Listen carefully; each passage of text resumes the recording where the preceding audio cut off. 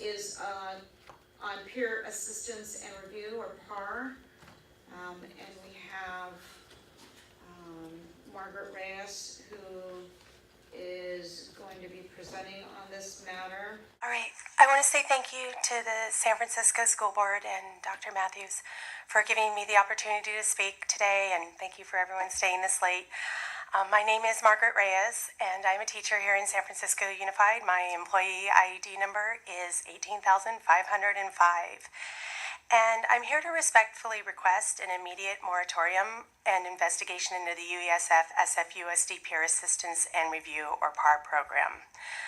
Mr. Dennis Kelly, the former UESF president, while he was UESF president, stated, and I'm going to put a quote, "PAR has a bad reputation. That is where you put a teacher when you want that teacher dead." During a recent fraudulent Skelly hearing, Ms. Alma Soto, the representative, stated on an audio recording, she knew she was being audio recording, that PAR was being used as a weapon. With that said, it seems that both UESF and SFUSD have an obligation to look into the various practices of PAR. On December 26, 2017, the school board and Dr. Matthews and members of UESF received a whistleblower letter from a Miss Valerie Trahan, and attached was a spreadsheet that Miss Lita Blanc had provided to me and had been provided by, I believe, Labor Relations, and it had the participants in PAR for the last 7 years.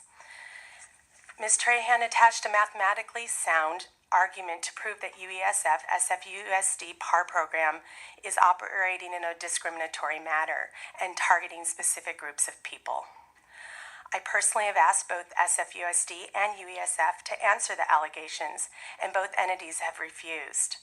Furthermore, the UESF president stated to me that they don't know how the data is gathered, stored, or reported.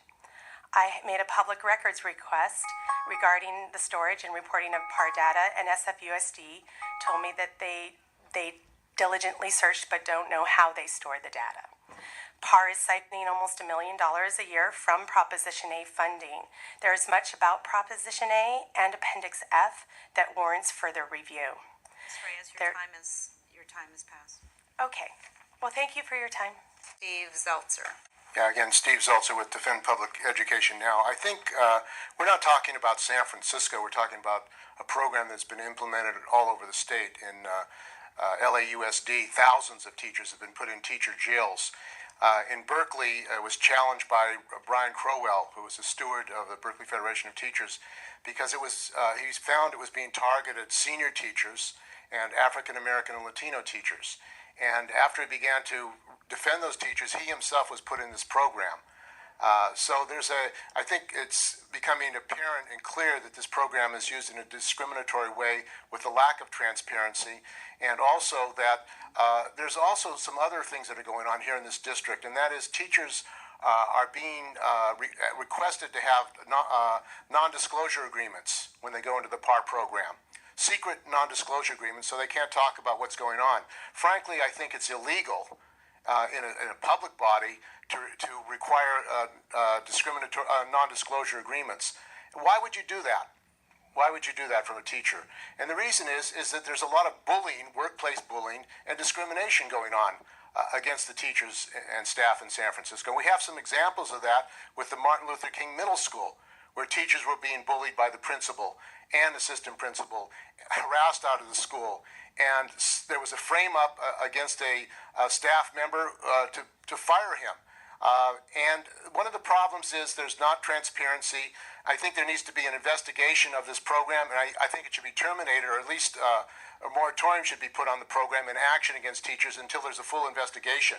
And we find it outrageous that $1 million is being spent on this program when that money should be going to the teachers, should be going to the staff. And it's coming from Parcel A. Teachers were unaware that this was going to happen. The public was unaware.